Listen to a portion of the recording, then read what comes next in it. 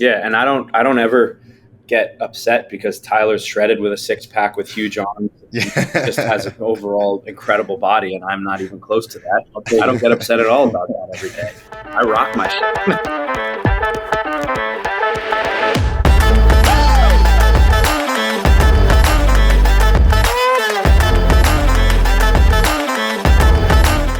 Hey, what's up, everybody? Welcome to Responsibly Reckless, the show where we talk about how to thrive in uncertainty and live life without regret.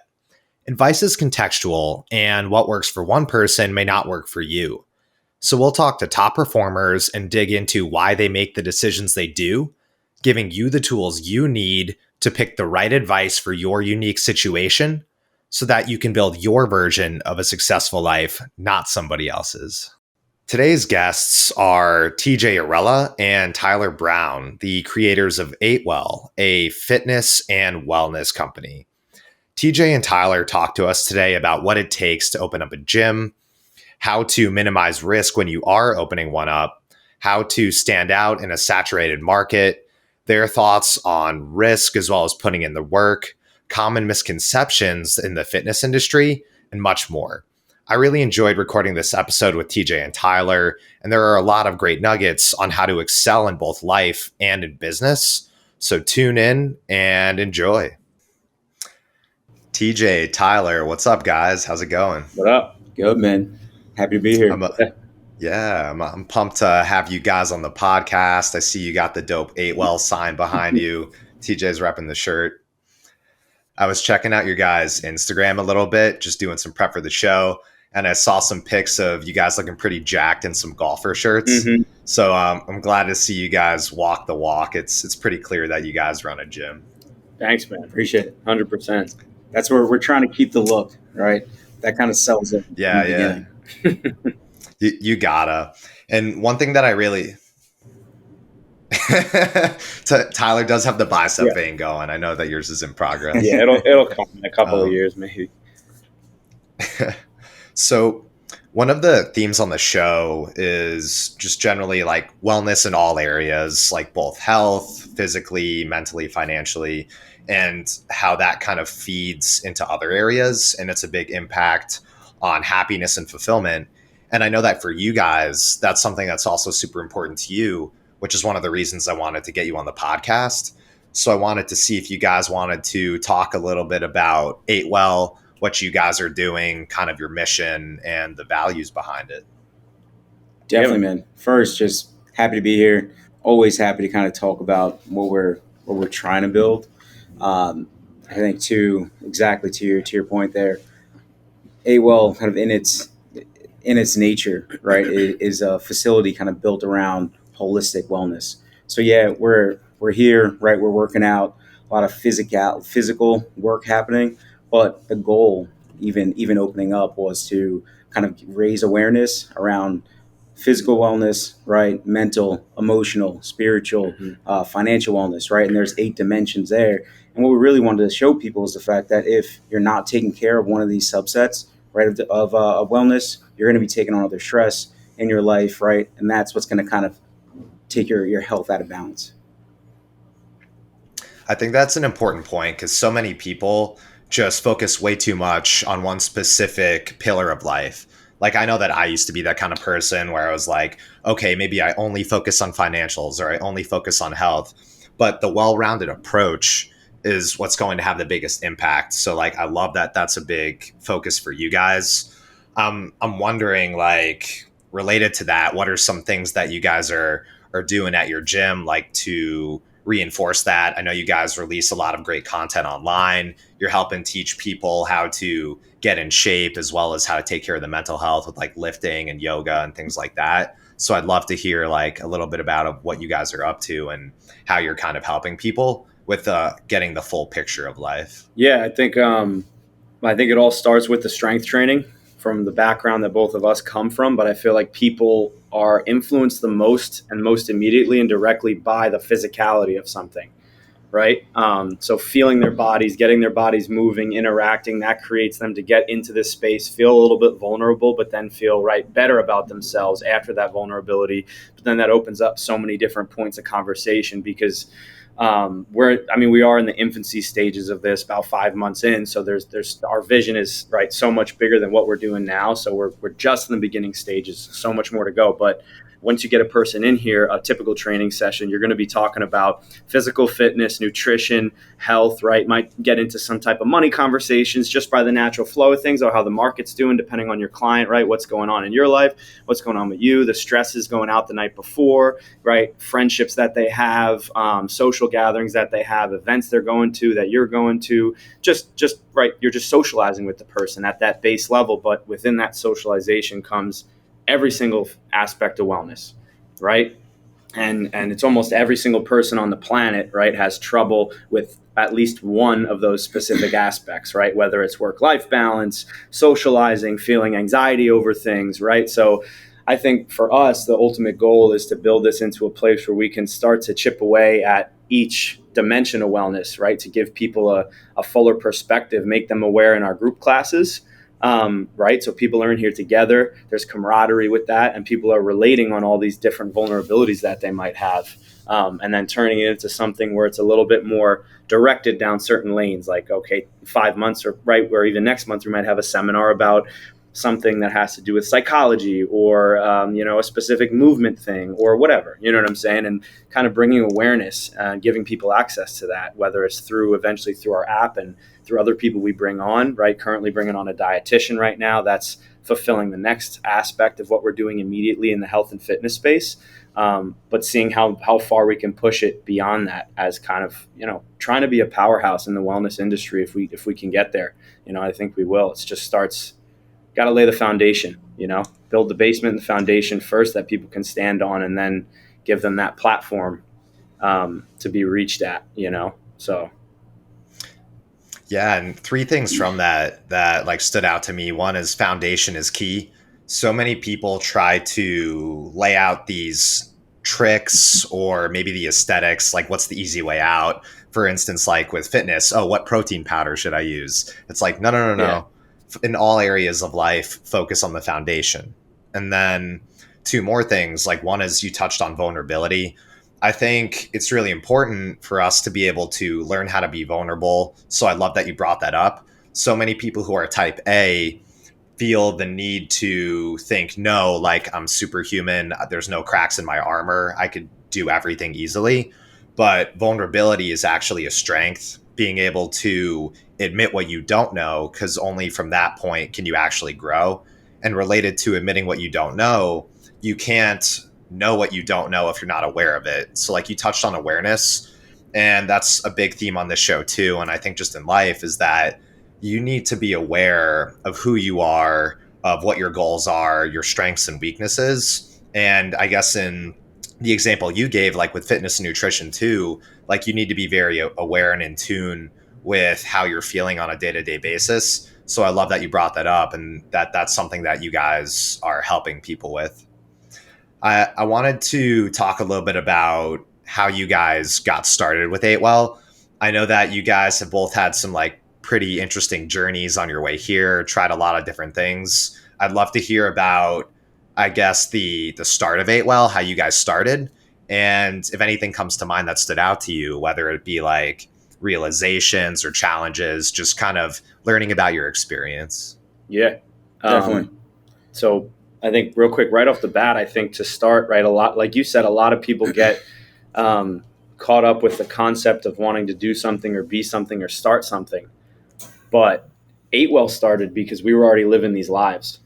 So it was just a natural, right? It happened so fast, right? And it's almost, I think tomorrow is the exact date almost of like 1 year that we sat down, and Tyler was like, I'm going in on this studio. Also, that's really cute. I No, for wasn't real. aware of the anniversary. Because I had that event for my buddy on that Sunday, Yeah. I remember, and I went there and I was like, this is cool, this is interesting. It was kind of like that formation of me as a trainer, right?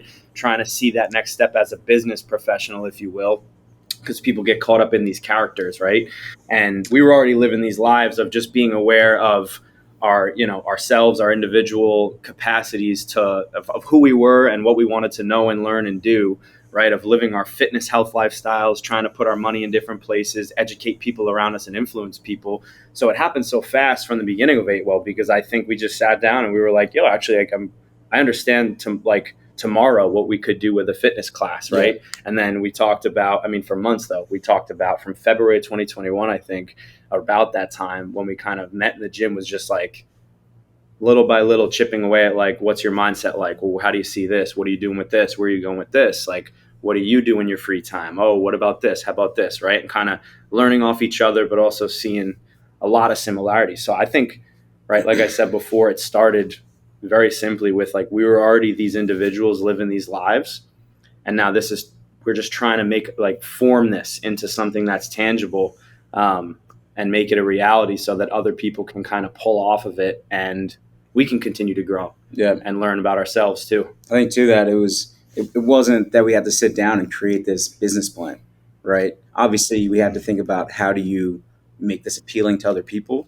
But we understood the importance is because, as to TJ's point there, we were already aware of why this was important in our own lives. Mm-hmm. So it was just that as we're dealing with people outside of people that we're training, people that we work with, right, colleagues, people we bump into, we saw that they were being affected by all these other things in our lives, right? And that's because you allow kind of your surroundings, right, to affect you fully without kind of taking action, right? So it's okay if I can sit down, check in, see what does my well-being look like. All right, now I can take advantage of that and unlearn to be this character, right? That TJ has mentioned, right? It's like people become this person that is just tired all the time, right?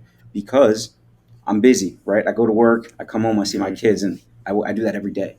I'm a tired person. Yeah. Okay, well, how do I take a step back, right, and kind of take care of these different areas? And now maybe I'm a happier person that's not just tired all the time because I sleep better, right? I eat better, right? And I take care of myself. So it's like, how do we build, right, around what we already know and kind of be able to get that out to people? Like optimize. Exactly. Yeah, it's funny. Like I think the most difficult thing that we had to consistently sit down and talk about was the name of the place.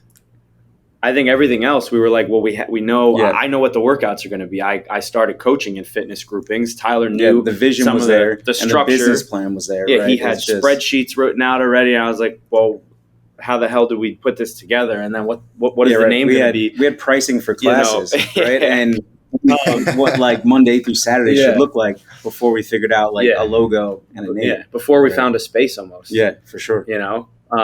Which was wild too, because like I said, this was his kind of overarching idea since he moved, a little bit away from his original job in finance in 2020 to start this kind of passion journey, I guess, for lack of a better word, if that's what you call it, and turn it into something. And then it was kind of like, I'm just a trainer doing the thing, but nerding out on a lot of different aspects and kind of having my own ego that's as trying to build it, make it as useful as possible for myself and for others, and figure out what the path that's going to take to make it, something that's tangible for other people. So then that's where that happened. I feel like, everything kind of came together. I think the reason we were able to kind of start up so early is because of the synergies, right? So yeah, I had this idea of a space I wanted to open that I thought would be helpful, right, for people from a physical standpoint, and then for a comprehensive standpoint. And then linking up with a guy that I knew was an amazing trainer, right? But figured out kind of through conversation that, this guy actually has a mindset for it as well, right? Mm-hmm. So being able to bring that together, we were immediately able to kind of agree on, this will benefit people. And then we can move forward kind of from here. I think from there was really finding a space. Took a little bit, right? But we found one very locally that we thought was kind of optimal for the location and kind of for the vision we were trying to bring to our community.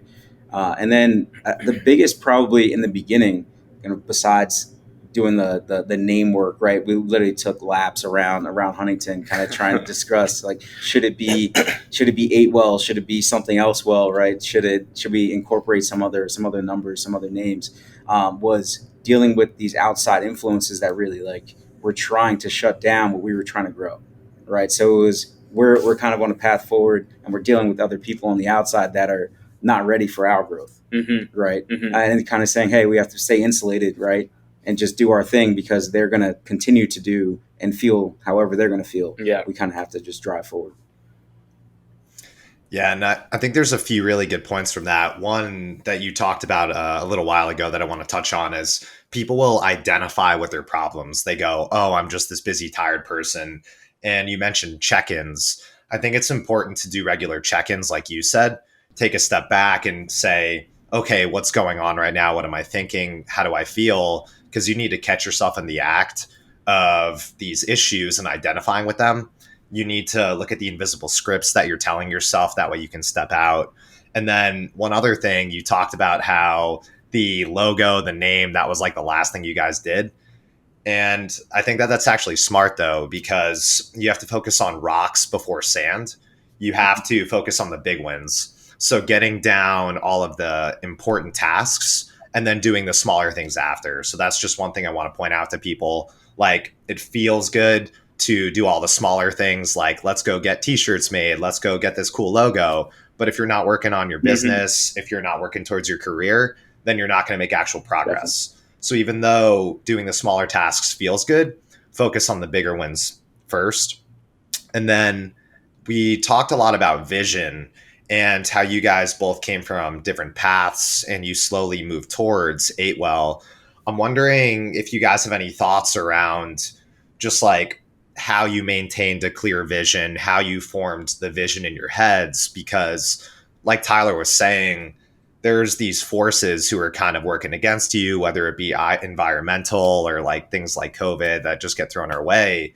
And I think having a clear vision is one of the most important things in helping you succeed and helping you find opportunities to help you get where you want to be. So I'm wondering if you guys just have any thoughts around vision, any thoughts around how you formed your vision, maybe how you kept it clear and strong despite all these opposing forces, anything along those lines. Yeah, I mean, I think to start with that was just being as clear and honest with everyone around us as possible once we hit a certain point of what we were doing.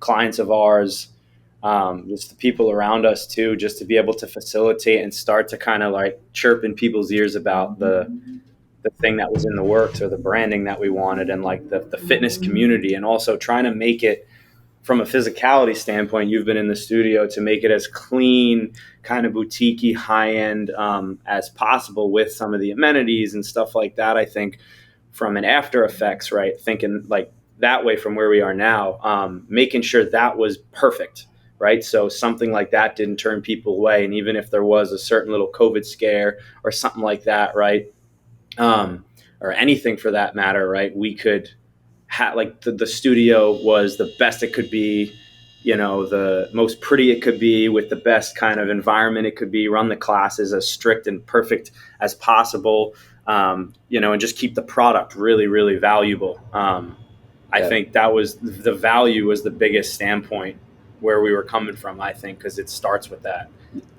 Just to add, I think that from a vision standpoint, we both came in purely genuine, right? This is exactly what we want to deliver, and this is what we think is beneficial for people, right? So there was no way, right, to kind of be almost skewed, and I don't mean that from a sense of we're right. There will probably be times where we pivot our business model because, right, just to succeed in business, you need to pivot. But from the beginning, we knew from a basis, this is what we wanted to be able to deliver and what we wanted people to feel and understand and be able to take away from the place. So it was just, this is the vision, right? Let's try to just now create it in a physical sense. All right. Yeah.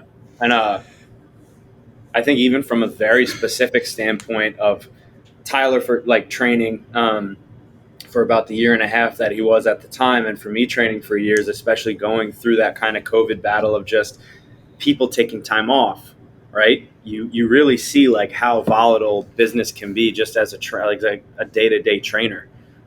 So I think it was also that where it's like, how can we just jump on this opportunity, use the both of us, to kind of push ourselves through a threshold to create a recurring model, right? At the specific standpoint of how our business model is structured, recurring, right? A little bit lower price target, higher volume, give people that same quality product, and bulletproof ourselves.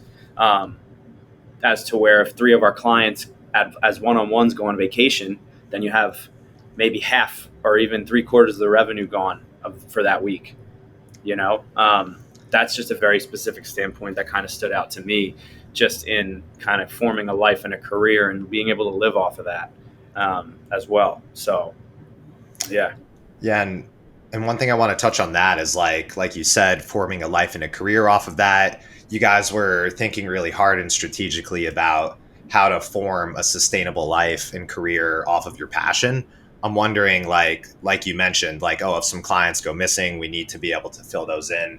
If you had any other thoughts around like how you wanted to build your business, specific things you wanted in it. And I think what I'm really trying to touch on is so many people have these passions and they're not sure how to turn it into a sustainable lifestyle. You guys are doing it, you're walking the walk. So I don't know if you have any advice or just any things you were thinking about when you're both like, hey, we're passionate about health, we're passionate about fitness, we're going to execute on this and turn this into a sustainable lifestyle.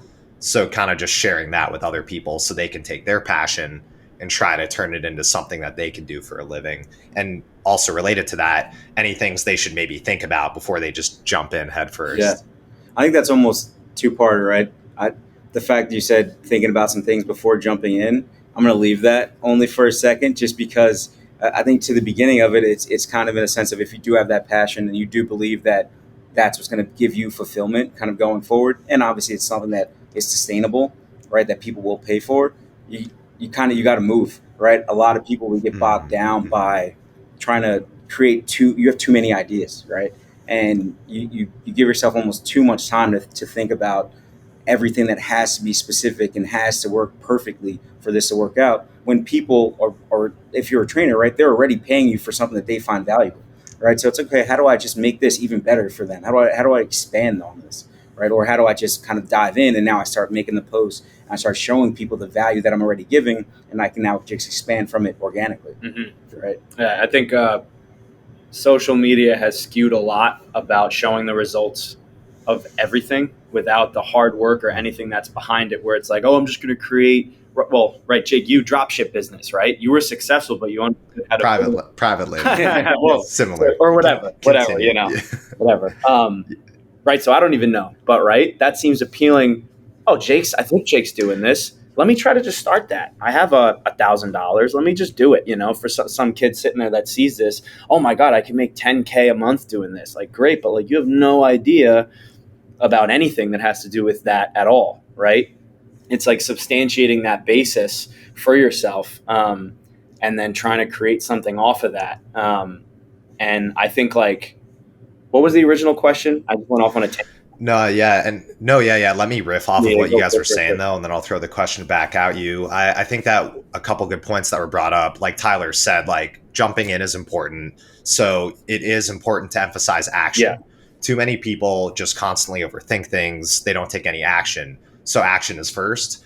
But one additional thing I want to point out is that, like you touched on with personal training, you already have these paying clients. So you're taking action, but you're taking action on something that's been validated. Yeah. So you know that this is going to kind of work versus like, oh, I have a random idea to cure cancer. Let me mortgage my house and try to go after it. Yeah. So like very different. And then one thing TJ touched on was you see these businesses from the outside, social media skews everything.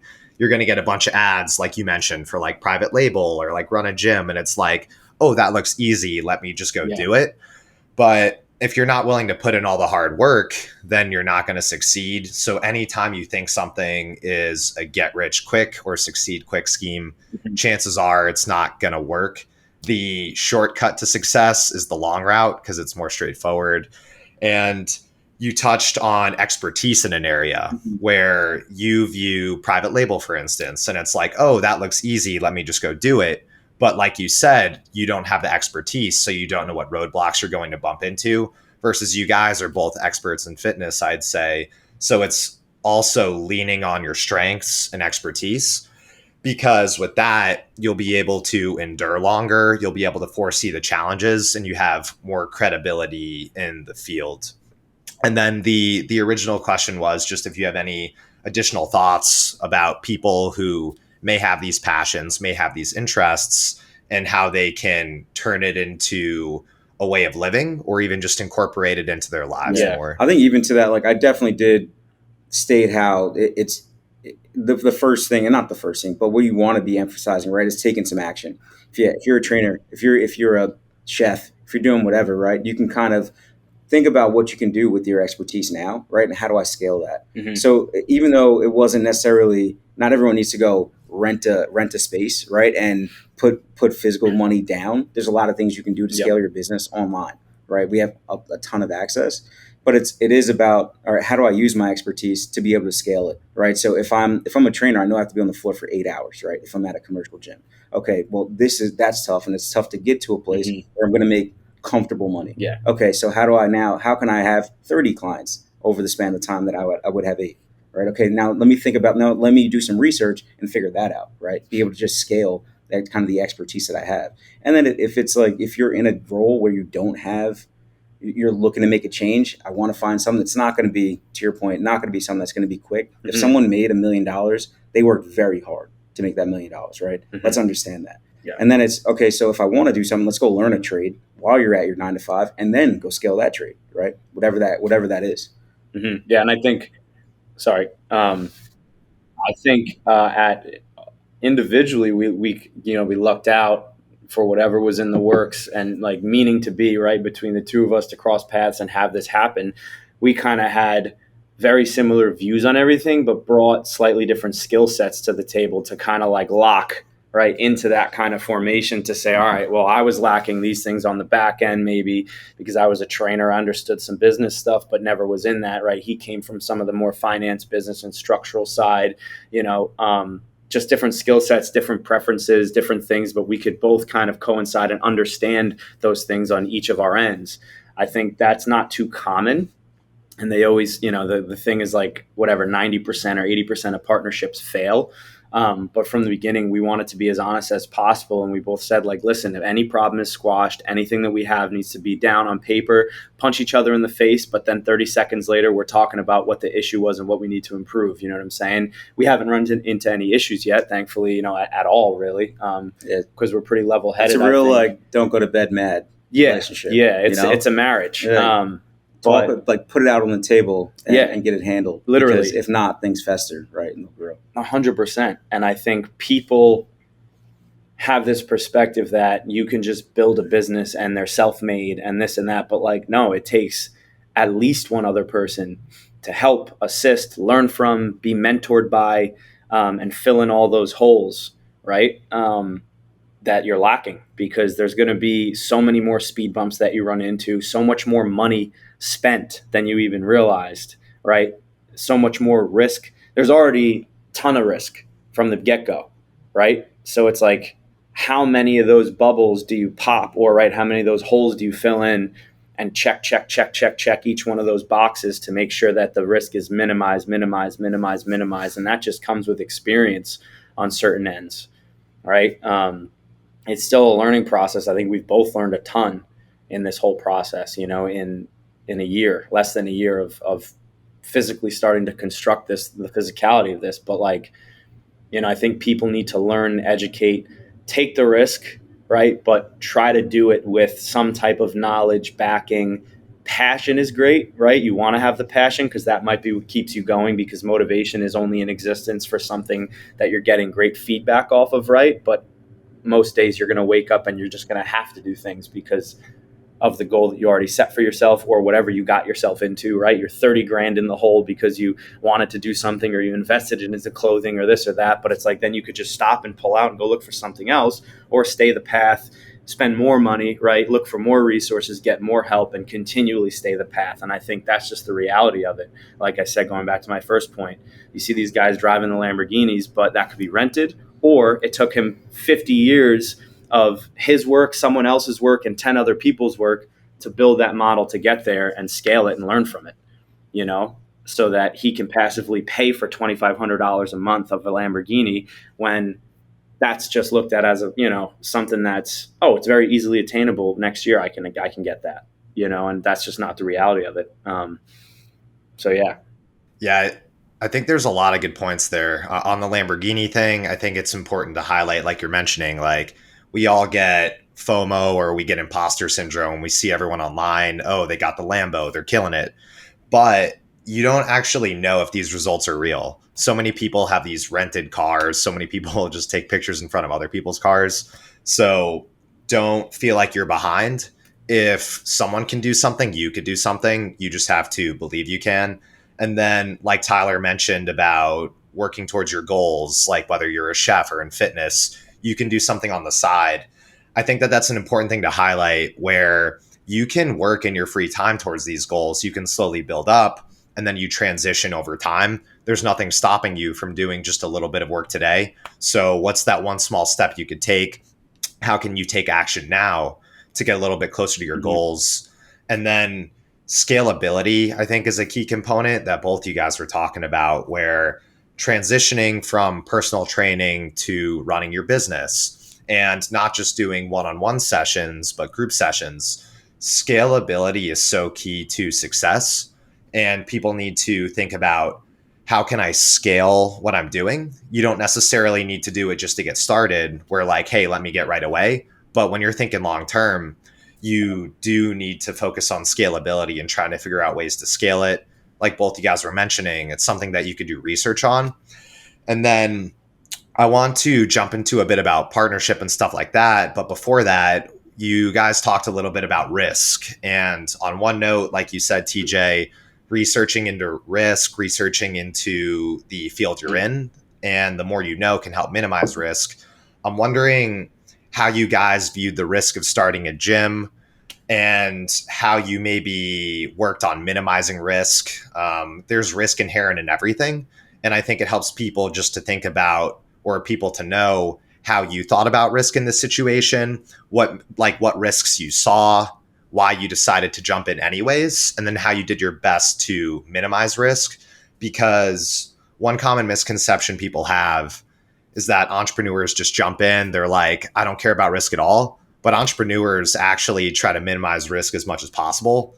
So I'd love to just hear anything you guys have on that topic. Yeah, for sure. I think that's a really good point. And exactly to what you're saying is there's definitely a lot of got to jump in and got to go do it, right? But that was after we put the numbers in a spreadsheet, right? We ran what our potentials could be. We ran what we could possibly take in month one, and we also ran what is our financial risk day one, right? And how do I spread that risk out, right? How do I minimize that risk to my kind of monthly expenditure, right? Or what is worst case scenario? So we did a lot of kind of putting the numbers on paper. What if this all goes bad, right? What are we out for, right? And we completely minimize that number. So we negotiate our lease like as well as we could, right? We have great, and if they ever see this, right, we have great owners of the building, and they gave us a very good opportunity to kind of be able to come into a good lease for us. But we saw a few different places to make sure that was our best option,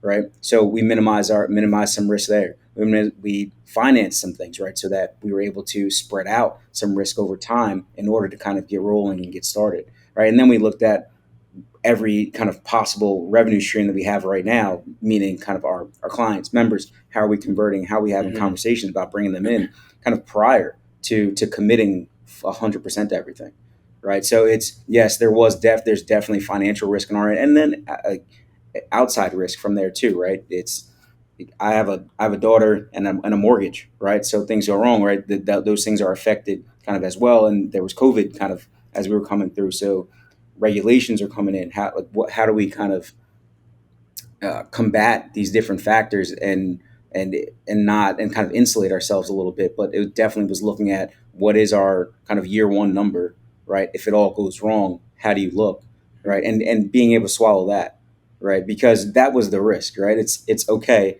I'm okay with this because I'm going to take a risk for us, right? And for the vision that we have, but at this level, right? Yeah. If it was 5X, that's probably not the risk we want to swallow, right?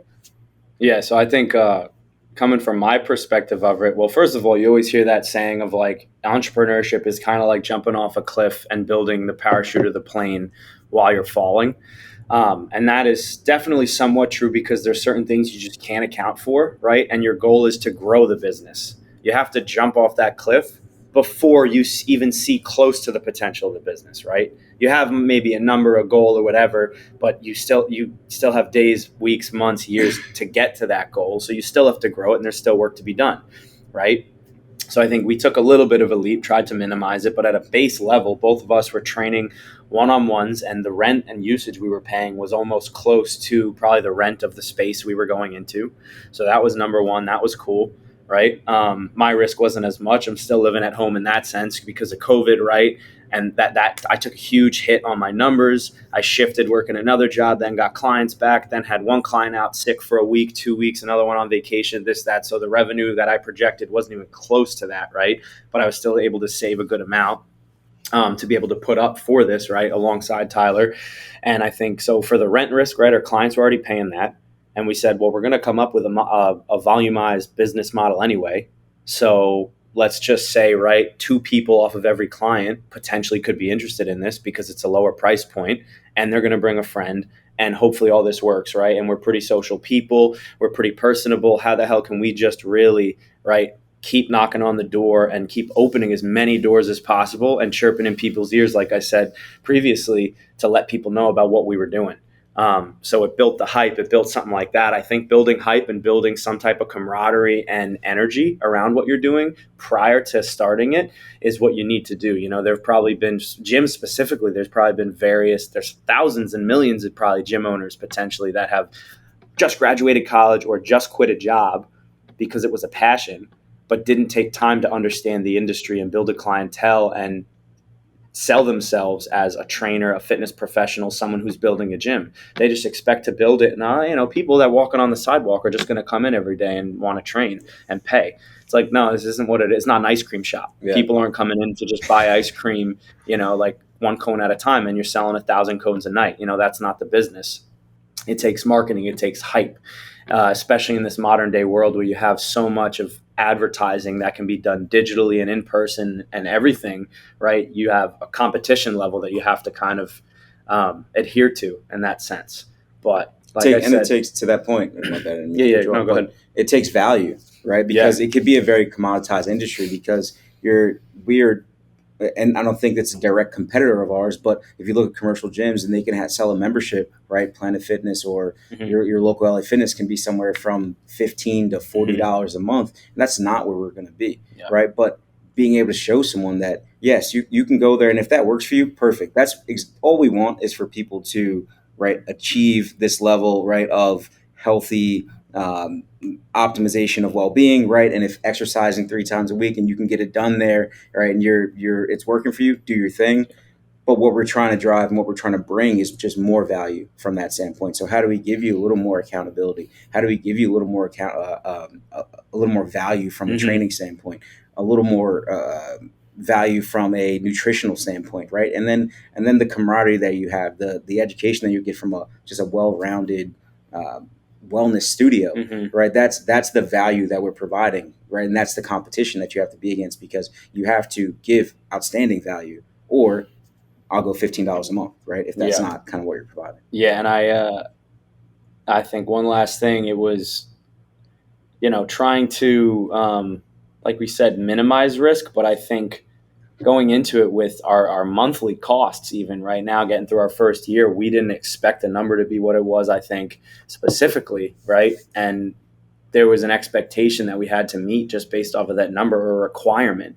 So there was like a fire that we needed out the gate to get people in here, get stuff moving and make it happen, right? That's just part of the thing, right? And we had expectations of, we have an online part of our app, right, that we can just assign workout programs. Well, what if we just sell 500 of these programs and then we cover this cost? It's like, all of the ideas, right, and the things and the visions that you have in your head, maybe 20% of those things maybe are going to really happen and come true and people will follow through on, right? We've had so many conversations, even friends of ours, right? Conversations with people of, so-and-so's coming to the gym this week. They promise. And now they really want to check out the studio and they think you guys are doing a great job. It's like, well, maybe one out of 10 of those people have actually walked in the door and said, I love this. Here's my credit card. How can I get into it? Do it. You know what I'm saying? I'm telling my wife, my cousins about this. None of those people are realistically coming, probably not coming, maybe in a year or a couple of months, right? But then that just goes right back to the quality of the product. How do you immediately provide value, right, at a base level? If we had nothing in here but a couple of weights, we could probably still survive because of our skill set and our personability and what we are really, really doing at a base level, right? To start that basis for our business, right? And I think that's so important. So, yeah. And related to that, like one point I want to touch on quickly is you made one very good point out where a lot of people trying to start businesses, someone will tell them, oh, yeah, I totally would pay for that. And then they just instantly jump in and do it. For those of you listening who want to start a business, unless you have cash in hand or pre-orders, don't take people's words for that. People will just say things. So you need to actually go out and do some hardcore validation, get people to actually put their money where their mouth is.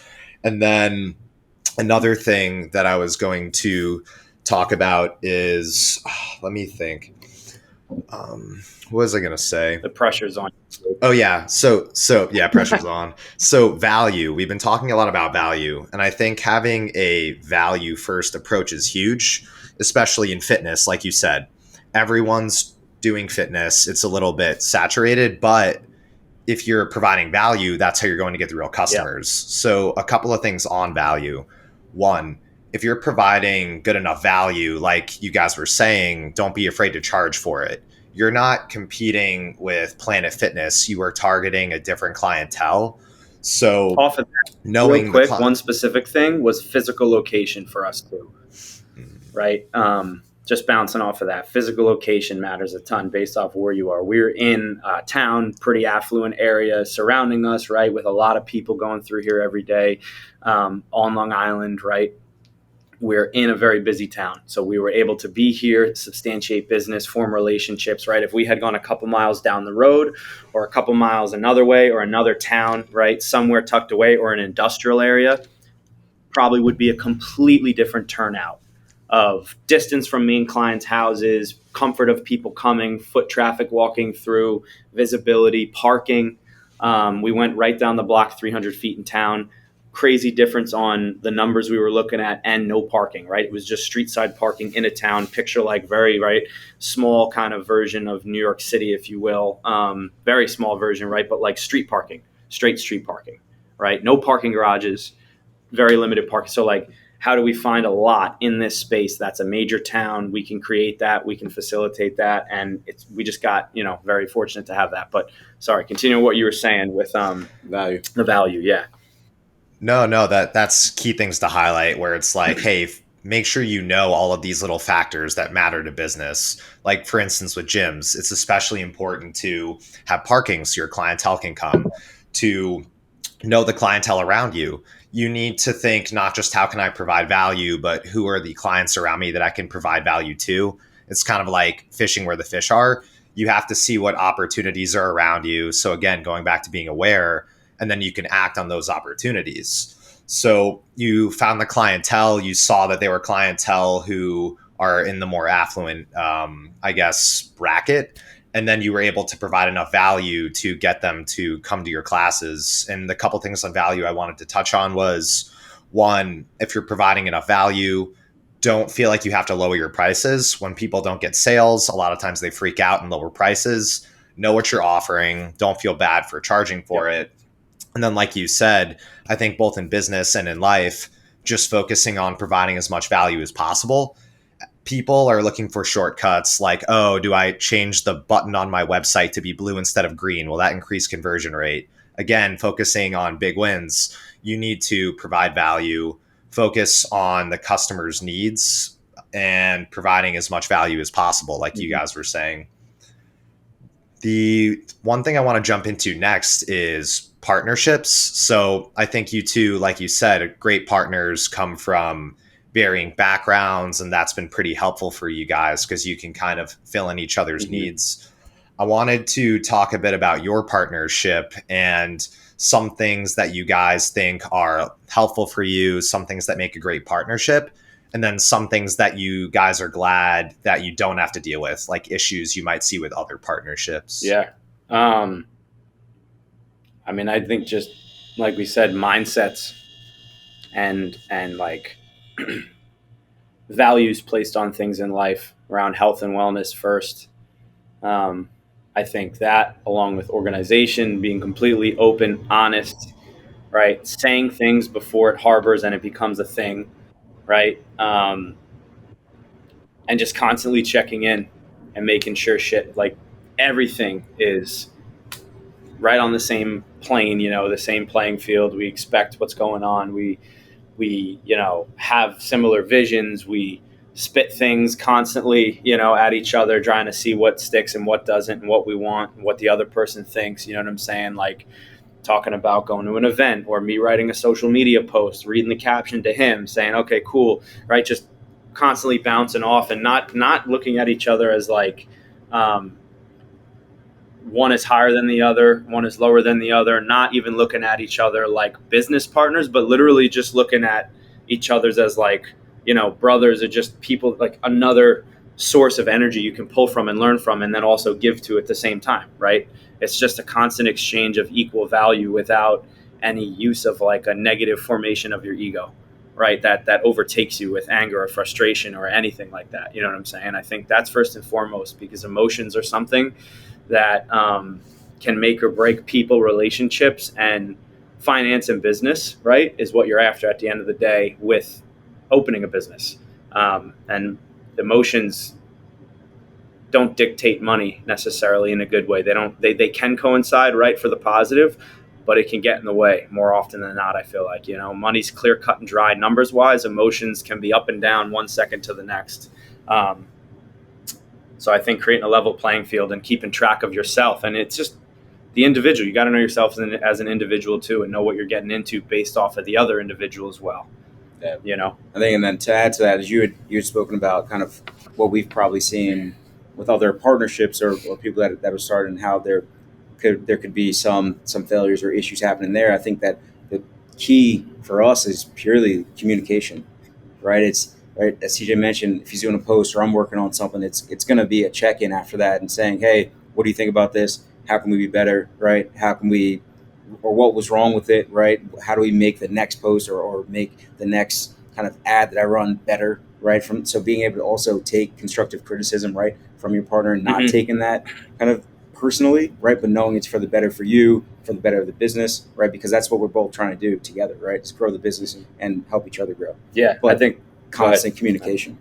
Yeah, constant communication. But at the same time, I've said this to him before, I think people start businesses a lot of the time because of the want to do more and make more money. And also that's a huge exemplification of their ego, right? So you start it with the substantiation of your ego, but then you have a partner that might be, right, counteracting you, saying certain things, changing things, bouncing back and forth, right? So the ego can't be in it for the point of like, this is my thing, this is what I'm doing, I'm the show, I'm running the show, I'm the face of this, whatever, right? If you're doing that on your own, great. You still need to keep your ego low just for empathy for your customers, for other people, but like being constantly empathetic and just chilling and like going through the day by day with an even head and just having fun with it, really. Because at the end of the day, you're building the success of the both of you, right? And the finances of the both of you, and trying to give people a valuable product.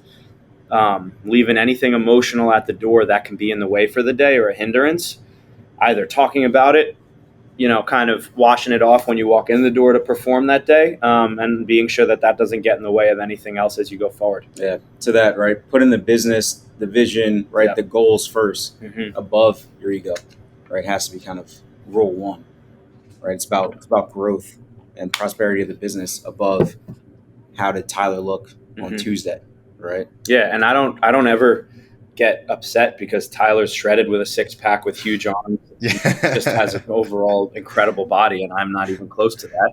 I don't get upset at all about that every day. I rock my shit. Do you remember what you told me when I visited about Tyler going to do modeling? And then I think one of the women told you, TJ, like you have a great personality or something like that. Yeah. But he does. Great personality. Yeah, great personality. She told me I have nice eyes, actually. That's what it was. She said, you have really nice, in text, you have really nice eyes. Don't get offended by me just saying how great your partner's body was. You have really nice eyes and a good personality. You have the perfect face for podcasting. I texted him, make anything better. Yeah, my personality got worse because of that. Yeah. You were able to put the ego aside. Yeah, but don't worry, I had plenty of shirtless pictures of Tyler stocked up on my phone, ready to sell in case our business. We were good anyway. Multiple revenue streams. Yeah, exactly. I think with the partnership, a lot of the stuff you guys said applies to both business as well as other types of relationships, like even like husband and wife, husband and husband kind of relationship, whatever it is, where effective communication, that's key. Having respect for each Mhm. other and an even playing field, like you said, that's key. And also the shared vision. So just taking those concepts and say, applying it to another relationship where if you're with this person, you want to make sure you regularly communicate, you have respect for each other, you have a shared vision. If you're going to start a life with someone and your visions of the future you want are way different, it might not work out. So making sure you're clear on Yep. that, both in business and in relationships. And then another thing you touched on is going in every day, trying to have as much fun as possible. I think that that's key, where this is going to be something you're doing for a long time, hopefully forever, maybe both business and other relationships. And you want to try to make it as fun as possible. You want to come in every day and try to enjoy it because that's what's going to help you be enthusiastic, get more work done, come up with more creative ideas. So I think that like that's another key that you touched on that's particularly helpful for people. For sure. And then one thing I wanted to talk about now is I know that you guys started 8Well partially because some of the things you were seeing in the industry that you were like, hey, these are specific things we want to improve. We want to help people out in these areas. I'm wondering what things you saw in the industry that weren't necessarily the greatest, how you wanted to improve them, and maybe specific value you wanted to bring to clients that they're not able to get elsewhere. Yeah. Um, I would say first, right from so if you think about it, well, it's definitely the forefront is about the overarching wellness message. Mm-hmm. But if you look at kind of the our classes and our class structure, right, there is this big strength kind of functional fitness focus because there's this big message on there. I think that we spoke about it, Jake, kind of while we were here. Is like just like the Lambo. It's like it's quick to get there. I want $1 million. That guy got $1 million. He's taking a picture. There's a big message of like get fit in 12 Mm-hmm. days, right? You can be skinny in 24, right? But it's like how do you It's kind of like, tell people that there's work that you can put in and you can enjoy it every day, but we're gonna do it from a muscle building standpoint. It's gonna take some time, commitment, enjoy it, right? And it's gonna be a process. It's not just gonna be you kind of jumping around and right for 12 weeks and not eating appropriately. mm-hmm. That's gonna get you skinny, right? It's no, how do I kind of take a full look at myself, make myself stronger, make myself eat in a way that's going to optimize my body as Mm-hmm. opposed to depleting it, right? And then that'll help me have healthy habits for the rest of my life, as opposed to trying kind of some get lean before summer scheme, right? So there was definitely a big focus from our training standpoint. It's like how do we just yell that message out, right? Get people to understand that we want you to think about this as a lifelong lifelong kind of habit training, right? As opposed to let's get fit for summer, right? Or let's get fit over the next two weeks, right? Yeah, I think I started out right interning more strength facility, working with athletes, and then training groups of people in strength settings, similar to how we run our model here. And I think that was great, and I learned a lot. And then I loved the one-on-one setting initially because I was able to kind of use more techniques, slow the person down, really get intricate with stuff that I needed to, where in a group setting you might lack that. But then I think we both took to that and said, well, how do we just say, like, screw it and create the highest quality possible in our minds, right? The golden product of a group training setting, right? To give the better price points. You're not charging 100, 125, 150 to make ends meet on a one-on-one, right? And you're volumizing to affect more people. Then you have accountability with the members, right? So they're coming here, and then it gives us the ability to build a much more, right, well-rounded product and a business model in it of itself, rather than just a one-on-one training experience or a fitness experience that's at such a base level, right? You can only hit one person at a time, and volumize that. So I think that was one of the biggest things we saw in the industry and I saw in the industry. And I felt it would have been great to move on and take some expertise and push it to even more people, with learning what I've learned and gotten experience from the group stuff, then the one-on-one stuff, and combining those and spitting it back out on the other end. And then I think the other thing is you see such a high marketing you know, push of energy towards burning calories, right? HIT workouts, cardio workouts, fitness, HIT jumping around movement classes with these big groups of people that looks really cool, huge corporate business models, right? That's so common. But the product suffers because the individual doesn't have any other interaction with the coach. You might have a one on 30 coach, right? One person coaching 30 people, and Kelly, Sharon, and Stacy in the background. Not that they're all women, but in general, right? They're over in the background and they haven't even met the coach, and their lower back's killing them, or they're just burning calories, sweating, and doing stuff, but they still have all the aches, pains, and weaknesses that they had prior. So how do we take that right aspect of it in the big, huge volumized group setting, cut it down, and then take the quality and cut it into something that's meshable together, so that I can put a 60-year-old woman in a position that a 22-year-old athlete that's in the same exact class might not be able to get into, right? And regress in exercise, or start someone on a different level of field that they're on, right? Meet them where they are, and then lift them up to the capabilities of what our program wants them to be on, right? And it's a maximum class of 8 or 9 people, which is our model, right? And the people have asked me personally, and I'm sure Tyler too. We had a guy come in the other night saying, how do you guys plan to volumize even, right? What if the slots fill up in the class? And I said, well, that's obviously the goal, is to maximize the members in the class, right?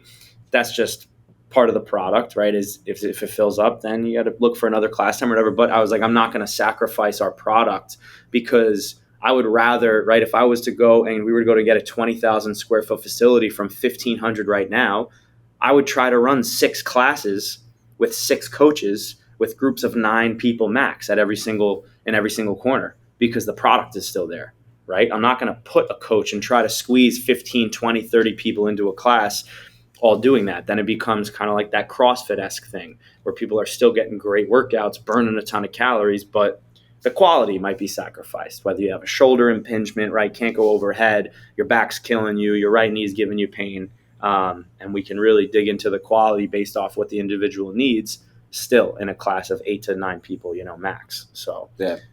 yeah. And to that, right, it's, I think, to your question and kind of what TJ's building on there, is the group model is amazing, right? Mhm. I think that people enjoy working out with other people, right? There's accountability there. Their friends are going to the 8 a.m. Maybe they do that class and they go get some breakfast after, right? We have a bunch of people that do that, or grab a coffee after that, right? So you have this community that kind of gets to build there. You have accountability for individuals, right? And then you build this almost social setting for them as well.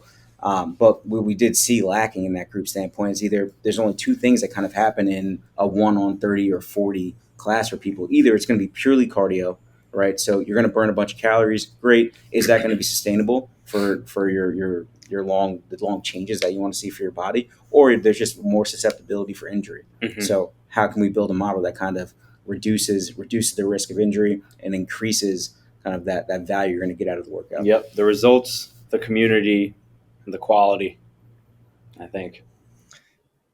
Yeah, I love that you guys really focus on quality first. And like you said, you're not trying to or not willing to compromise on quality. Where a lot of these fitness classes, they're like, let's get people in here, let's have them do a little bit of cardio, and then let's get them out, get them out. And then another thing is, I think you pointed out a good point where a lot of these group fitness classes, they're not giving the attention needed to a lot of these group members. So everyone out there who's doing these fitness classes, if you have these aches and pains that TJ and Tyler are talking about, back pains, leg pains, whatever it is, look into that more. Maybe try to get some one-on-one emphasis on it. Maybe go to an expert in a field to get that looked into. So group classes are great, but make sure you're getting the attention you needed, like you guys are offering. And I think it's cool that by scaling, by doing group classes, you're able to afford to provide high quality value to a lot of people, where it might not be as easy to do that when you're strictly doing one-on-one. So I think that that's huge. Just on the note of like best practices and stuff like that, we talked on how strength training is also important, not just cardio. I wonder if you guys have any tips for people who are maybe trying to get in better shape or just take care of their health overall, as far as like best practices that come to mind. Mhm. Yeah, I think strength training, right? Product wise, what we follow is something that you have to get into. You have to try to learn to get into for your body. It can be very threatening, right, at first because of injuries, or it's just dudes lifting that way and you don't want to get too muscular or anything like that, right? But if you're a woman and you don't have the hormones and you're not taking external testosterone, right, you're not going to get there, right? And for a guy, should be lifting, right, as it is anyway, and wiping away your ego at the door to go in there and just start to learn to lift weights, pick things up, work the muscles of the body, really, really strengthen yourself up, and build some muscle mass, because that's what's going to create the most change long term and keep you healthy as you get older as well. You're going to keep the strength, less aches and pains. It's going to strengthen your bone density, your joint integrity, and everything. Yeah. So first, right, for as TJ mentioned, long-term health. How do we increase bone density? Right. How do we make people stronger? How do we get better knees, stronger backs, right, stronger ankles, everything to support the body as we age. But then also, if you're someone that's looking to recomp your body, right, if you're looking to lose body fat, right, if you're trying to slim down or tone down, as a lot of people may say, the best route forward is to incorporate strength training, because if you're just doing cardio, all you're doing it's just this constant chase of burning more calories, Mm-hmm. right? So at some point you can't undereat, right? The amount of calories that you need to burn. So it's, how do I make my body more efficient and just make my body burn more Mm-hmm. calories at standstill? And that's going to be you putting on some lean muscle, and that'll come from the strength training, right? And Yeah. that'll also give you the body that most people are looking for. Yeah, I mean, we have a girl, for example, that just hit the 100-pound mark in losing weight overall, right? She dieted hard, went keto for a couple of months, dropped 60 pounds on her own, and then hit a wall, health-wise and, right, physicality-wise, where she was trying to push. Then she came to us, started training, went through a couple of difficult weeks, right? But that's what it takes to build up. Then she's, a month or two in, she's continually losing, body fat mass, building muscle mass at the same time, just because that's the metabolism of her body adapting to the calories, adding carbohydrates back. And then she goes up, I think she visited her old school or something like that she went to, and she's like, I had 4 slices of pizza yesterday. And we're like, good. Like, that's incredible that you can throw that into your machine right now, and it's churning it, eating it, spitting it back as energy. And now you're in here deadlifting on a Monday again, going after the same weights, and you didn't gain a pound, and people fear that eating and the food and the this and the that kind of, because they're only either doing cardio, and that's just burning calories to just input calories to burn the same amount of calories to input calories again. You're just running in a circle rather than building your engine, right, to create a little bit more power, strength, and output more calories, so you can therefore eat more calories, right, and continue to grow. But I think off of the physicality of it is getting used to knowing how much food your body actually might need and what you're used to eating and what a good amount is, right? Get a dietitian, nutritionist, break the macros down for yourself even, and start to look at that. How much protein should I be eating, right? Carbohydrates as fuel for the workouts, not just as snacks at night, right? But allow yourself to have that balance, cheat and stuff like that. Eat an adequate amount of fats for hormone balance and for energy efficiency as well during the day, right? In combination with that, people start to put themselves in boxes, right? Based off of what they see on social media, what they read, what they feel, what they've done for a couple of weeks, and they think it works, right? Low carb, I dropped body fat, I got to get back to that. Well, why did you gain 40 pounds back and you have to do it again if you did it in the first place? Well, it wasn't sustainable. So sustainability, as Tyler said, in the long term is going to be where you match that physical, right? Physical fitness, building muscle with that diet approach, and just seeing not a diet approach. The definition of diet is just your daily intake of food, right? So diet is this kind of marketed thing, but it's really just your proteins, carbs, fats, and what you're eating for the day. So give yourself a sustainable way to eat and live, so that you can go to a barbecue and have 3 hamburgers if you want and that piece of pie at night. Cool, right? Back on the horse the next day. And then start to see how your body reacts, right? Drink an adequate amount of water. Drink a ton of water. Eat salt. Salt is good, right? You need that for hydration. And then, right, sleep. Sleep is king, right? 6 to 8 quality hours of sleep, right? Going through sound sleep, through the proper sleep cycles every night for your brain and body to recover and get yourself back in the day, to have your metabolism functioning, your hormones functioning, your energy levels high, and giving yourself the better workouts, right? That you need to have those better workouts. Yeah. So the whole wellness bubble, I think, is what we talked about, is just kind of hitting those points for yourself and developing those habits for yourself. Yeah, I think, like you guys said, focusing on the principles, setting a good foundation, what's sustainable, so no crash diets, focus on what's actually going to help you in the long run.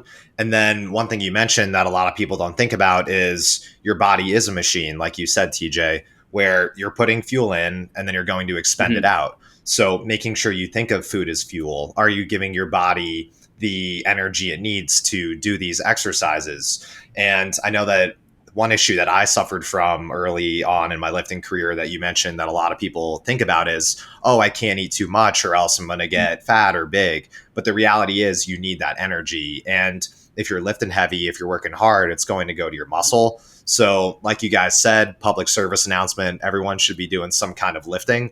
Helps with bone density, preventing injuries while you're older. And if you do it, maybe you can get jacked like Tyler and pretty eyes like Yeah, TJ. So, Exactly. the eyes won't happen. You're born with that. So and I know that you guys in both your training now as well as in your previous history have spent a lot of time with successful people. I know that TJ, you used to train a lot of affluent personal training clients, and Tyler, you used to help a lot of execs, both with consulting, 401ks, and things like that. I'm wondering if there's any specific traits you noticed or habits that successful people have that a lot of other people might not have. On another episode, we talked a lot about poor mindset, rich mindset, like growth mindset, scarcity mindset. So I'm wondering what habits you guys have noticed that successful people have that you can maybe share with the audience. Yeah. I think one, and I'll kind of start there, and TJ can jump in after. But there's something to, right, this look good, feel good, play good kind of mentality, attitude, right? So I know when I'm coming to the table, right, to consult with executives of companies, as I do some currently, but that was in my previous role, right, as a financial consultant. Um, when you're putting on that suit and you're sitting at the table, right, and you're sitting across from the guy across from you, right, or woman, they're going to ensure they're exuding their best self, right, because that's the only way to kind of properly be able to approach other people, right, and for you to feel confident kind of at that table, right. So when you're trying to be a leader, trying to help other people kind of grow themselves or lead a business somewhere or enact change in some other way, it's going to be a little better, right, and you're going to feel a little better doing those things when you look good, feel good, right? And that doesn't necessarily have to be because you're working out, but also everything else from a wellness standpoint, as we mentioned, right? When you're checking in with yourself and you're financially in a good place and you're physically in a good place mentally, because maybe you're doing some breath work and you're making Mhm. sure you're sleeping appropriately. When you come in the morning to go to an interview, to right to go consult, to go do anything, right? It's going to feel a little better when you get dressed in the morning, when you come approach other people, because you've been taking care of yourself. And Yeah, that's kind of a recurring theme that I've seen with kind of the most high achieving people that I've worked with. yeah. I think Tyler's seen that from that business perspective and from a training perspective. Walking into these people's homes and talking to them and their families and getting to know them, I think there's definitely a realization for myself in trying to move into that business owner mindset. Right, it's inspiring to see these people work because they're sending texts, doing this, doing that. I'm asking them business questions, right, about what they're doing, and it seems like they're just going, right, as opposed to just working their careers and working for that after work chill, after work drink, going out and hanging out on the weekends, right? They're doing that, but they're managing that, but they're always on. It's accepting that your passion project, your work, your business, your job, your life, your interactions are all going to be intertwined at some point, I think. And that's where it can be very easy to, for lack of a better word, kind of like screw yourself and dig yourself a hole with your energy systems, right? Like Tyler said, because if you're not keeping up with your sleep, right, drinking enough water, you're having too much alcohol because you're a finance guy and you're going to four different dinners every week, right, with different partners, clients, this, that, the third. You're getting home, going to bed for 5 hours, maybe crappy hours because you had 3 glasses of wine, back up into the next day, going back into it again. Right. Then you're coming home dealing with family stresses, potentially doing all these different things, trying to manage this, manage that. Right. Um, and I think that's where I saw some people are lacking those balances, right? And it takes it takes some of it, right?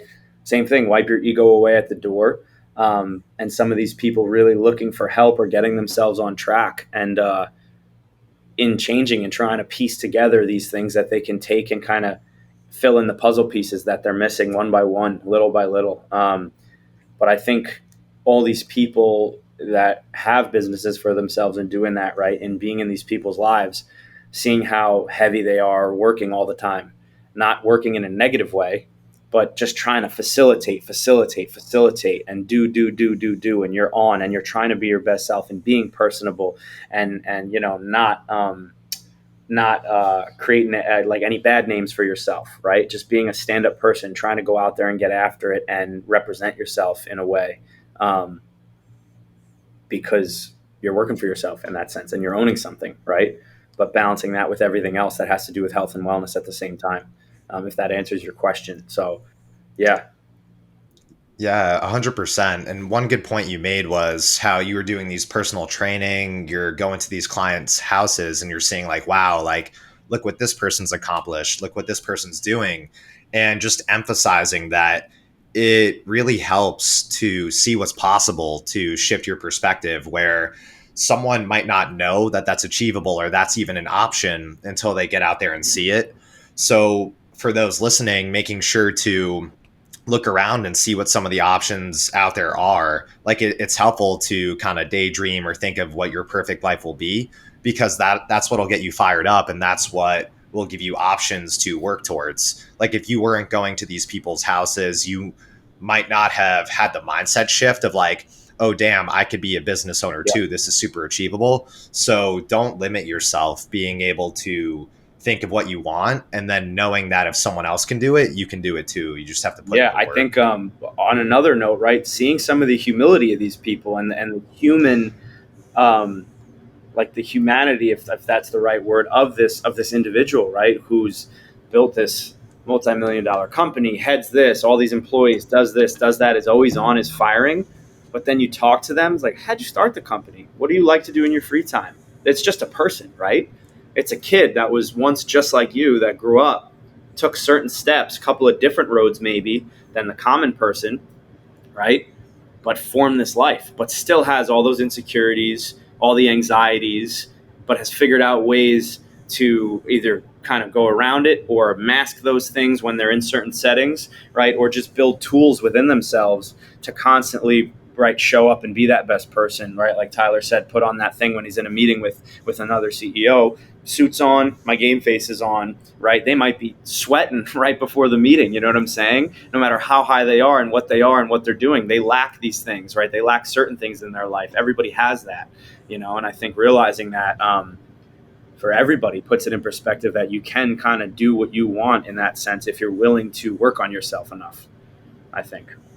Yeah, just like you said, like we all started in diapers. We were all pooping our pants when we were little, and then Still a somehow little you grow up, you take action. Yeah, yeah, right. I've never stopped pooping my bit. pants. I don't know about you guys, but and then eventually, like people grow up to like build rockets, start businesses. They're not superhuman. They've just taken the right steps.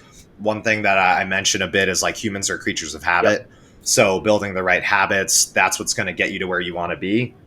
And a lot of us, either after high school or college, will just stop learning, like, oh, this isn't something I do anymore. But if you keep that habit of continuously taking action and learning and growing, that's what's going to get you to that next level of success. So realizing that we're all the same and then actually putting in the effort to get there, like you Yeah, guys I were think saying. almost playing tricks on yourself or finding tricks within yourself, right? To say, flip this perspective. How do I look at this in a different light? Or how do I walk into this social setting in a different light, right? I'm pretty reserved. I love my alone time. I love to be quiet. Some days I don't even want to get up and see people. That's just by my nature. I just want to relax. I just want to chill, right? I'm pretty introverted in my individual self. But how do I live on that other 50%? Now it's almost 95% of that side of myself and be used to it and just keep knocking down those kind of comfort zone boundaries in that sense, to be able to facilitate anything that I want and make it a reality. And it's always a built up, vision you have in your head, or an expectation or an anxiety that's something that's much worse than it actually turns out to be. And then you're just talking to another person that's going to that same social setting or coming to your gym that's coming from the same place that you're coming from, right? but you develop these anxieties on your own individual ends. Then when you're together, they're washed and you're fine. And then you become friends with that person. You know what they are. There's a level basis, and then you're good. Right. And I think that's specific to me as an individual, at least. I was a very shy kid growing up and had to kind of work through that. And, right, even in college, didn't go out much, didn't do too much, just because I enjoyed my individual alone time. I felt like it was a recharge, but I also just was a little bit kind of anxious and not so much of a social butterfly like you, Jake. I think that's a good perspective for people, though. Kind of TJ's approach there to just being a more social person, because if we have goals in place, it's not about just purely being able to get to that goal. It's about what process do I have to put in place to approach to get to that goal. So what person do I have to become that is that goal, right? So if I am trying to be a person that is social, if I'm trying to be a person that reads a book, right? What I need to start with a page a day, right? I need to start with shaking someone's hand, introducing myself. So how do I put those steps into my day every day in order to become a person that is social, right? Yeah, it could be become a person that reads. Whatever it is, right? It could be listening to pumped up music on the way to work, listening to a podcast on the way to work, yelling at yourself in the mirror for 10 seconds before you would, whatever. You know what I'm saying? It could be the stupidest thing. But whatever works, right? And gets you there to make it normal for you to function at that level, I think it's a very unique skill that I'm sure every single person that you've met that has worked at an even higher level has had to do more and more and more and more and more as you go up the chain. You know, you'll speak to potentially a CEO of a company that doesn't even know how the hell they got there, or is just like, you don't expect it, right? I went into training. I didn't expect to own a gym in this exact time period, the exact model I had. You know, I didn't know Tyler for the past 15 years, you know. Unfortunately. Whatever it is, I actually make this could have joke, been here right? so much sooner. You're 20 years older than me? Yeah, exactly. Like 5 years older than Great skincare. Great skincare. He's, but I made this joke. He's 5 years older than me, right? I was like a chunky little kid, you know, little middle school kid, right? And he was a senior playing football, looking at going to Johns Hopkins in high school, right? If we crossed paths and we were just like happened to be in the same mall together, it's like I picked that little white little chubby kid over there. He's going to be my business partner one day. That kid that's got ice cream all over his face. We were once, and I pushed him into a garbage can. He bullied me, and that kind of, then we crossed paths back over again. But right, you think about that. Everybody is that person, right? Is that version of themselves at one point, whoever you are, wherever you come from, the difficulties, the different upbringings, the insecurities you have, right? And you just form these continuous characters of yourself and different versions of yourself, and figuring out more and more and more about yourself as you go to kind of match what you want for that individual that you have to be, or whatever expectations you need to have of yourself because of what you want to do in life, kind of. Yeah. So life is, like you're saying, like a constant discovery process where you're going through life, you have these things you want, and little by little, you're both shifting your vision of the perfect life. Like, oh, maybe I want to be a personal trainer. Oh, damn, maybe I want to start my own business. And then while you're adjusting your goals, while you're adjusting your vision, you're also working towards those goals. So like Tyler was saying, I recently was traveling for work, and we were doing like a vision workshop, just kind of thinking about our goals and values, and just talking about, like you said, like, you have this vision, but are you taking action steps towards it? The difference between a vision and a dream is a vision you're actually working towards. And it's as simple as, like you said, like, hey, you want to read a book, you got to start by reading a couple pages. So taking your goal, your vision, breaking it down into actionable steps, and then start taking action towards it and holding yourself accountable. Because then when you look yourself in the mirror, it's straightforward. Did I work towards my goal, or did I not? Mm-hmm. So I think that's one thing that not everyone's doing that they should do. Not even to jump, but I think that's a great plug for just eat well, right? And for wellness. In a sense, I think that there is this common misconception that wellness is a state, and it's like it's health, but wellness is actually a process, right? So wellness is actionable steps that you're taking to achieve well-being, right? So it's if you don't have this plan in place, right, to improve. You don't have this wellness plan in place, right? You don't achieve optimal well-being. So, right, it's like, how do we get people to, same way from any goal, right, is to plug in this wellness action plan, right? Being it working out, sleeping right, drinking water, right, reading a book, meditating, right, in order to achieve this level of optimal well-being. So Yeah. same way with any other goal you kind of have in place. It's almost like, life is just being. And if you're through your daily processes, you're either trying to increase your quality of life and level of living and wellness, or you're lowering it, depending on where you're doing, what you are, the choices you're making, right? That's kind of my perspective, at least, in a way, So in the daily pursuit. Yeah, I think that's the reality of the situation.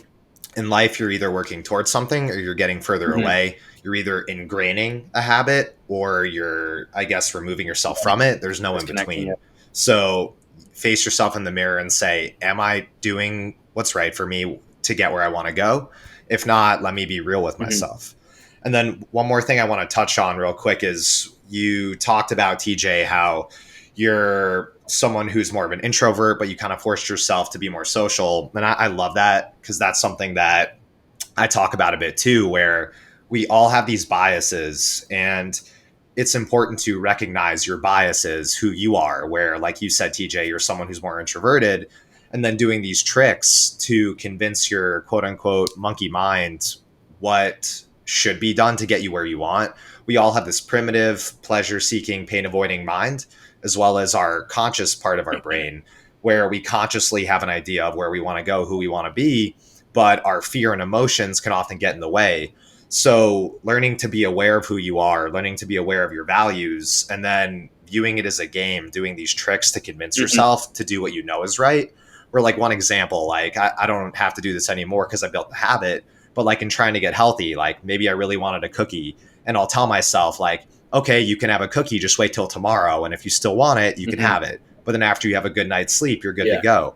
Or the work you do, like, I'll tell myself, like, okay, all I have to do is write like 2 sentences for this article. Once you're writing, you're going to keep Yep. going. So recognize that inside all of us, no matter how logical and intelligent we are, a lot of what we do, if not all, is deeply rooted in emotion in our primitive brains. So recognize that and then come up with the tricks you need to just get yourself started. And then over time, those tricks won't be as necessary because you've built the habits. And then, like we've talked about, like in addition to building the habits, just taking the action. Yeah. I love that. I've described it, part of that, as to in a few conversations that I remember, almost describing yourself as like your ego and your base self that's just naturally comforted by certain things, has habits, has these things that are drawn out, right? If you were just yourself and there was no higher level of just going out of your comfort zone and needing to obtain these things, right, for yourself because of your goals, that's you. But then there's that higher level of ego that has to come over that and say, well, like, let's take this down a notch. Let's check this. Let's change this. Let's overwork this, right? Let's adjust this. Let's tweak that and tune that to be able to push yourself kind of over certain levels of things and boundaries of things to become whatever you need to become to be, where you want to be, in that sense. Yeah, and I know that one thing that we were just talking about, Tyler, is like you need to have a game plan if you're going to do it. A game plan is what allows you to take action. And you were saying how like Ate Well can help you form that game plan for like perfect wellness. I think this is a great point to maybe talk about like what you guys are offering, like how you guys kind of help people form a game plan where people can maybe find out more about you. Like I know that you guys have some great content on your Instagram. I wanted to see if there's anything else you guys maybe wanted to talk about. No, definitely. So how we kind of provide right from a game plan standpoint is most of the base of our members right are membership focused right in the gym 2 3 times a week, some coming to unlimited classes, but it's really being able to give, and then we're kind of skewing, we're going to actually, as you talk about pivots, right, being able to give kind of every member that's coming through at least 3 days of access. And then some members are going to have access to a registered dietitian with customized meal planning, some full body biometric screenings, and then accountability check-ins, right, just to ensure that you're getting a full check-in with your wellness, and then also kind of what you're doing from a strength standpoint, how is that affecting you, and then have giving people a platform to even have a conversation with us about, hey, am I happy here? Are my goals kind of being met? Do I need something else? So that's kind of what we're trying to push forward towards, right? Having our strength classes also be kind of a side be on the side of a bunch of accountability that you're going to receive right from us, and a plan that's put in place kind of for you to get to whatever goals those may be. And related to that, this might be something that's in like the future agenda. And I know you guys are focused on like execution right now, so it might not be something you're doing yet. If people wanted to, I guess, work with you guys for either accountability or dietitian work or like workout plans, is that something people can also work with you guys online? Or is that maybe like a future Definitely. thing and like just people in the TJ area for mentioned we now? have a fully built out app that allows for individuals that don't even step foot in the studio to have access to every workout that we're doing each day. And that can be kind of put on the accountability, and the nutrition can be kind of placed right on top of that, kind of for a fully built out online training tool. Yeah, that's like a very low ticket virtual, just kind of virtual site, and something that they can apply to themselves, right? By being on our app, you can input your weights so that we can even see what you're doing if we assign you the program. We also do some customized online program, not too big. We haven't made a huge push for that yet. It's just a couple of, right, one previous client, a couple of buddies and stuff like that we've worked with to kind of put it in the tester. But yeah, the program itself has videos next to the exercises as well. So that's where, it helps a lot with the individual that either is inexperienced, or we have clients that go on vacation, right, and are still doing the workouts in the hotel that they're at, right, with modifications because they probably don't have a barbell or whatever, right? But we can give recommendations, and they can kind of use the knowledge they've built to kind of do that for themselves. But yeah, and I think the reason that, and kind of to tie it in with habits as well, is the reason that we chose a specific app build out, right, to ensure that we had all of our workouts that are happening in person on the app to ensure that the habits that our members are building can continue on even if they're not able to be in person, right, for a day. So we don't want you to feel like, hey, I got to be away, I'm going on vacation. We had a member that was on a cruise, and she was able to still do, right, the workout that was happening in class kind of at the time she would have been in the studio, right? So we want you to still have that access and be able to achieve those goals even if you kind of something else is happening, right? Even if you're away, you're on a business trip, right, or hopefully, right, you're on a cruise or something like that as well. I love that you guys make quality information as well as accountability, nutrition, and workout plans easily accessible for everyone. And it helps ensure the consistency so people can take action towards those goals and get results. Is that available on your website, which I think is 8welllife.com? Like, is that where you would recommend people check you out? Do you guys also have like, what's your Instagram handle? I'll include it in the show notes, but also if you want to throw out any of your tags or things like that. So it's on our website, right? You can click and view the app through that. If you click, I think it's through the book a class tab. Yeah, you can also buy a package, but that'll take you through the app where it'll just prompt you to create a profile and kind of go through that where, the waivers on there, everything's through that system. So even if you're a one-on-one and you walk into the gym, we're kind of having you on there as well. So it's a very broad mix of people on there. The website is 8well.life, right, .com. Or is it? It's 8well life. Yeah. And then the Instagram is 8well.life. Yep. And you can check out kind of every class, right, and the structure that we have in our classes right on the Instagram. We post a lot of our daily content and then kind of highlight a lot of our classes right on the page. On the Instagram story. And also featuring a lot of kind of just health-focused information on there, right? So we have a series where we're talking about nutrition, exercise, sleeping, kind of why those things are important and how to best optimize kind of each parts of your wellness there. So trying to just give as much information as we can. And some nice shirtless videos and pics of TJ and Tyler, if that's not enticing enough. Yep. No, I love it, guys. Yeah. And I guess to wrap up, I'd want to say 2 more questions. So one is, what does success mean to you guys and why? I know that success is different for everyone. Where one person, it might be visiting every country in the world. For another person, it might be donating a certain amount to charity. I'm wondering what your guys' version of success might be.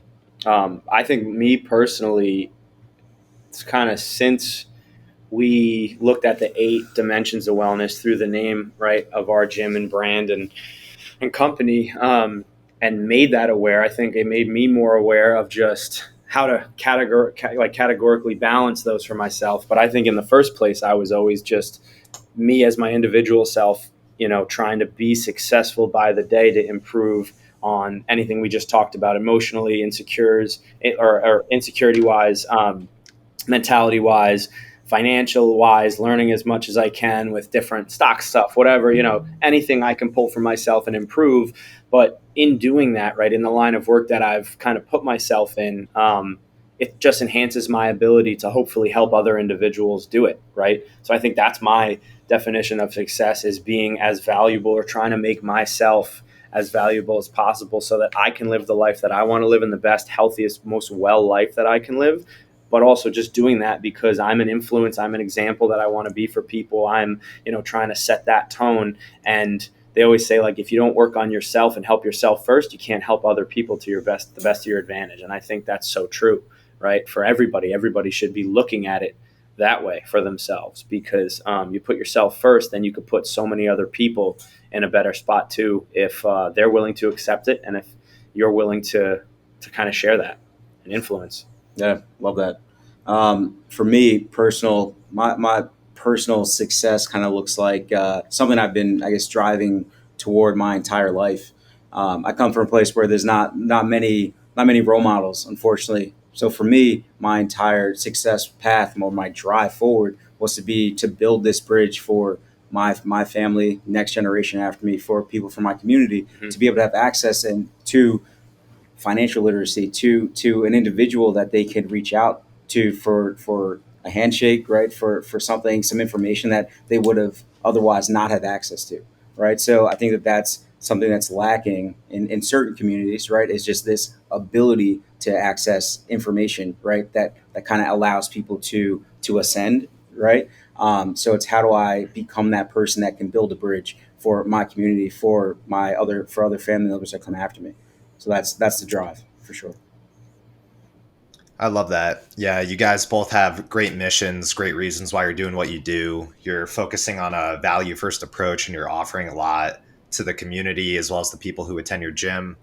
Is there any last minute either advice or notes you want to share with the audience? And if not, then I think we're good. Yeah, I mean, I think would love to see, the thoughts of as many people, everyone that listens, give some input.